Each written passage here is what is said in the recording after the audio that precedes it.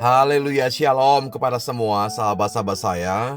Bagaimana semua kita bisa melihat bahwa jangan menoleh ke belakang dengan hal-hal yang pernah terjadi dalam kehidupan kita. Tentu arahan kita adalah melihat ke depan, di depan ada harapan, di depan ada tangan Tuhan yang siap membawa Anda, mengangkat kita untuk bisa menikmati hal-hal yang luar biasa.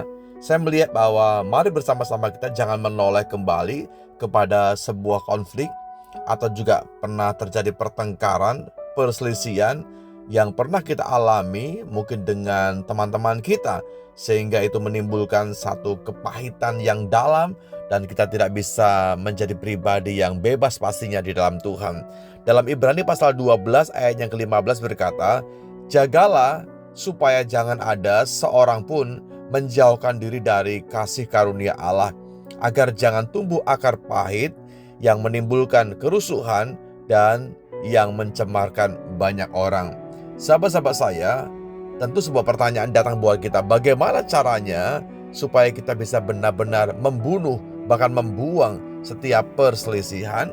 Tentu ada sebuah sikap, tindakan, ya, hal-hal yang kita akan lakukan dalam hidup kita. Dan ini sebuah keputusan yang perlu kita ambil dengan sebuah pengertian yang benar. Yang pertama, rendahkanlah hati dan tentu kendalikan setiap emosi. Sahabat-sahabat saya, percekcokan, pertengkaran, perselisihan sering membesar karena ego kita yang gak bisa terkontrol. Karena ego kita yang meluap-luap sehingga kita sulit sekali untuk meredakannya. Dan itu perlu kerendahan hati dan menjaga supaya emosi kita tidak meluap-luap. Tenangkanlah diri kita sebelum berbicara, agar bagaimana kata-kata kita tidak melukai orang, tidak membuat tersinggung orang. Perlu kita mawas diri.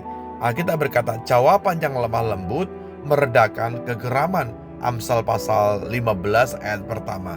Jadi langkah pertama yang perlu kita perbuat untuk bagaimana kita bisa menghindari atau membuang perselisihan, rendahkanlah hati dan kendalikanlah emosi kita. Mungkin acap kali kita bertemu dengan hal-hal yang membuat kita emosi karena mungkin sikap, perlakuan, perkataan dari sahabat-sahabat kita. Tapi sekali lagi saya masih berbicara, jangan menoleh kepada hal-hal yang lalu. Kita perlu memperbarui diri kita di tahun baru ini. Mau tidak mau, langkah yang kedua adalah kita mau mendengar terlebih dahulu sebelum kita mengatakan sesuatu. Dengarkanlah tanpa menyela. Banyak konflik reda ketika seseorang belajar mau didengar dan juga belajar mau dihargai.